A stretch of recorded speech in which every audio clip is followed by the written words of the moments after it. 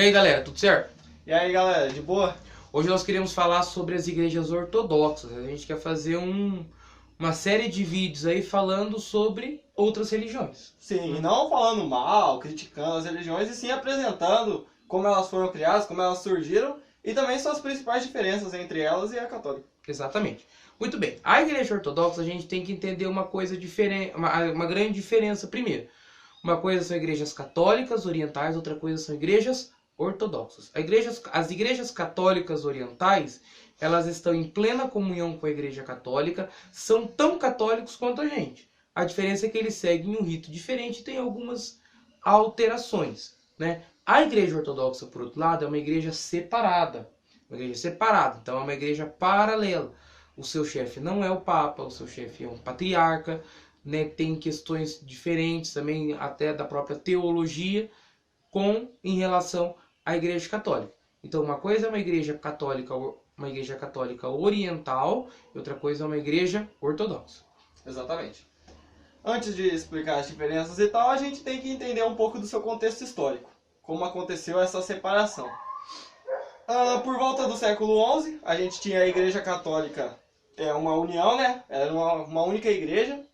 E tínhamos a parte de Roma, que rezava a missa em latim, e também tínhamos a parte de Constantinopla, que rezava a missa em grego. Aí já começa uma coisa que rolava bastante discussão, que é qual era a língua oficial da igreja, né?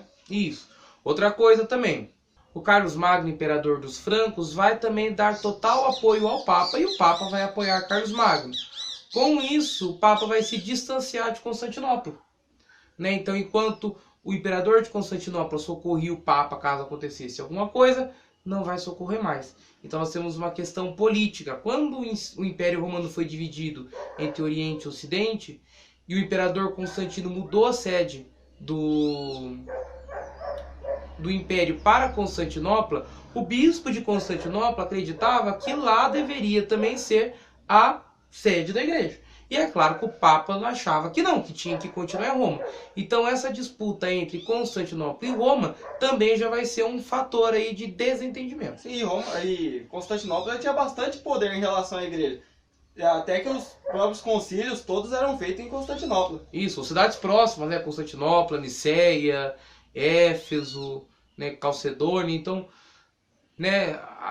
A parte oriental era muito importante. Sim, muitas vezes, como era longe, o Papa nem ia lá em corpo presente, digamos assim. Ele mandava representantes para ele e depois ele só assinava os documentos falando: isso aqui eu reconheço, isso aqui eu não reconheço. Exatamente. Outra coisa que ajudou bastante nessa briga também é que, como o Jair já citou o Carlos Magno, ele era de sangue bárbaro e não de sangue nobre. E a galera de Constantinopla não gostou disso, porque para eles os imperadores e aqueles que eram reconhecidos pela igreja tinham que ter sangue puro, sangue nobre. Exatamente. Isso começou a causar desconfortos e no século XI, especificamente no ano de 1054, houve um cisma entre as duas igrejas, a igreja do Ocidente e a igreja do Oriente. O patriarca de Constantinopla, Miguel Celulário, excomungou o bispo de Roma, que era o Papa Leão IX. E o Papa Leão IX excomungou o Miguel Celulário. Então, a partir desse momento, nós temos uma divisão dessas igrejas. Depois, na Idade Média, vai voltar algum tempo, pouco tempo, e já se separa de novo, né? E a partir de então, né, separados até agora. E eles adotaram o nome de ortodoxos. Ortodoxo significa caminho correto, né, via correta. Então, a ideia deles é que Roma estava se distanciando do Evangelho de Jesus Cristo. E eles, cristãos orientais, estavam continuando na mesma linha de pensamento do Evangelho original. Então, por isso, ortodoxos, aqueles que seguem a ortodoxia, aqueles que seguem a doutrina correta. Sim, eles eram certos e a igreja católica havia se desviado do caminho e deixado de ser a igreja de Jesus Cristo. Exatamente. A partir do Concílio Vaticano II, começou uma nova conversa sobre essa separação e também umas propostas de reunião, né? Isso, a igreja católica reconheceu que os ritos litúrgicos, todos eles são iguais, né? Tem a mesma dignidade. Uma igreja não pode ser mais do que outra, não é porque é uma igreja católica oriental que ela tem que ser de menor dignidade que uma igreja católica ocidental. Então existia isso. Existe um documento do Vaticano II chamado Unitatis Redintegratio, que é um documento do Concílio Vaticano II que fala sobre a unidade dos cristãos. E no número 15 ele diz assim: saibamos todos que conhecer, venerar, conservar e fomentar o riquíssimo patrimônio litúrgico e espiritual dos orientais é da máxima importância para guardar fielmente a plenitude da tradição cristã e realizar a reconciliação dos cristãos orientais e ocidentais. Então a gente tem que conhecer o patrimônio oriental. Muita coisa foram os orientais que nos ensinaram. Nós temos grandes nomes: São João Crisóstomo, São Pedro Crisólogo, São Basílio Magno. São grandes santos, inclusive para nós, católicos. Sim. Isso. E durante o Concílio Vaticano II também, houve a retirada da excomunhão. Então, né, são perdoados os pecados. Na verdade, não teve pecado nenhum, foram só mal entendidos políticos, até não só religiosos, né? E as igrejas voltaram a se relacionar, voltaram às suas relações, né? O bispo de Roma naquela época era o Papa Paulo VI, foi até Constantinopla, se encontrou com o patriarca Atenágoras, né? Mas o Papa João Paulo II fez isso diversas vezes, o Papa Bento XVI fez isso, e mais recentemente também o Papa Francisco foi até Constantinopla no dia 30 de novembro, que é o dia de Santo André, participou das celebrações ali do padroeiro do Patriarcado de Constantinopla. Sim. Agora vamos entender um pouco as diferenças que nós temos entre a Igreja Católica e a Igreja Ortodoxa. Isso. A primeira delas é o primado do Papa. E a infalibilidade do Papa. Isso, que seria basicamente que o Papa é o representante máximo de Deus na Terra. Como Jesus não pode estar presente na Terra, o Papa faz esse papel como representante dele, e que tudo aquilo que o Papa diz que é verdade, se torna verdade. Assim como Jesus já instituiu isso quando ele instituiu o papado lá na Bíblia, dizendo para Pedro que tudo que ligares na terra será ligado no céu e tudo que desligares na terra será desligado no céu, a gente reconhece isso como um dogma de fé e moral, onde tudo aquilo que o Papa diz se torna verdade. Se o Papa falou que uma coisa é verdade, aquilo realmente aconteceu. Exato. E para os ortodoxos, a verdade, o Papa ele não tem esse poder além dos outros. Porque o Patriarca de Constantinopla, né, o Bispado de Constantinopla foi fundado por Santo André, que era irmão de São Pedro, né? E Santo André foi o primeiro a ser chamado.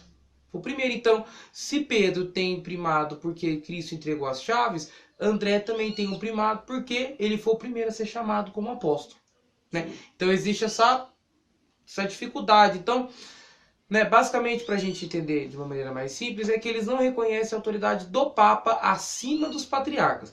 Podem até reconhecer que o Papa tem uma certa autoridade sobre a Igreja do Ocidente, que o Papa ele tem a sua importância, mas ele não está acima dos outros patriarcas. Ele é igual a todos eles. Sim, todos eles teriam o mesmo poder em relação à Igreja. Ambos poderiam dizer o que é verdade, o que não é, o que é dogma e o que não é. Exatamente. Também temos a procedência do Espírito Santo a partir do Filho. Isso parece um detalhe, mas para a teologia é uma coisa interessante. Nos ortodoxos, na Igreja Oriental, eles rezavam assim: creio no Espírito Santo, Senhor que dá vida e procede do Pai pelo Filho. E na Igreja Ocidental, em Roma, se acostumou a rezar: creio no Espírito Santo, Senhor que dá vida e procede do Pai e do Filho. Em latim, filioque.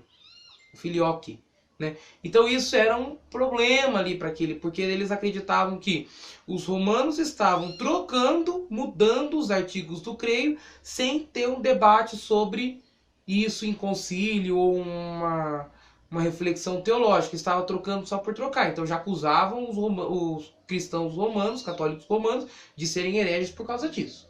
Outra coisa interessante também, o celibato dos padres. Sim, na Igreja Ortodoxa os padres são permitidos casar. Tem várias regras que diz como esse casamento tem que acontecer e várias coisas que podem acontecer depois do casamento, mas diferente da Igreja Católica, que o padre não pode casar em hipótese alguma, a não ser que ele deixe de ser padre, na Igreja Ortodoxa o padre ele pode casar desde que ele seja casado antes de se tornar padre. Isso, se for ordenado depois, não pode casar, né? E a mulher dele, se por acaso ficar viúva, também não pode casar. Uhum. Ela também está amarrada na questão aí. O bispo não pode casar. O bispo nunca pode casar. Isso nunca, né? Desde muito, é uma tradição muito antiga já dos bispos não serem casados. E por último, temos a questão dos ícones, que a Igreja Ortodoxa não aceita estátuas, apenas ícones. Isso. Uma das questões ali de 1054 também estava colocado um problema que era a iconoclastia, né? Houve um movimento de queima de ícones em Constantinopla porque o imperador queria o dinheiro dos monges que faziam ícones. Os ortodoxos, eles aceitavam as pinturas, as telas, né? Mas não aceitavam as esculturas. Para eles, a escultura era uma forma de idolatria. Vou falar de novo. Eles não aceitavam as esculturas, mas as pinturas sim. Aqui atrás de nós temos dois ícones. Ó. O ícone da Mãe de Deus, Theotokos, e o ícone de Cristo, Pantocrator. Quando você chega numa igreja ortodoxa, na frente do altar tem uma parede. E nessa parede existem dois ícones principais. Theotokos desse lado, Pantocrator desse lado. Exatamente desse jeito. Ali também nós temos o ícone da proteção da Mãe de Deus. Também é um ícone ortodoxo. Essa é uma questão interessante. Nas igrejas ortodoxas você não vai achar imagens. Eles não têm imagens nas casas. Somente pinturas. Sim, exatamente. A questão deles não aceitar isso é a mesma teologia que os protestantes usam para não aceitar o ícone por questão de idolatria lá do Antigo Testamento. Exato. Aí os protestantes eles já não aceitam nem escultura, nem ícone. Não aceitam nada, né? E uma última coisa, nós estamos falando de igreja ortodoxa, mas não existe uma igreja ortodoxa, existem milhares de igrejas ortodoxas. Essas igrejas elas são feitas a partir de tradições. Então a principal delas, que é a maior, é a igreja bizantina, né? Cujo chefe é o patriarca de Constantinopla. Dentro dessa igreja existem várias outras, existem 14 igrejas que seguem o rito bizantino, só ortodoxas, fora as católicas, né? Aí nós temos também igrejas de rito caldeu, nós temos igrejas de rito armênio, nós temos igrejas de rito copta, nós temos igrejas de rito alexandrino.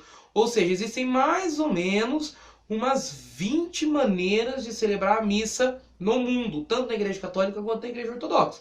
E isso é muito rico, né? Se você for procurar lá saber um pouquinho mais sobre essas igrejas, você vai ver como é totalmente diferente, né, uma coisa da outra. São maneiras totalmente diferentes, ao mesmo tempo muito próximas. Sim. De celebrar a missa. O rito da África é diferente do rito que a gente faz aqui no Brasil. Só que a questão é que todo o mistério da missa é o mesmo. Toda a questão do sacrifício de Jesus é o mesmo. O que muda é a forma que aquilo é representado.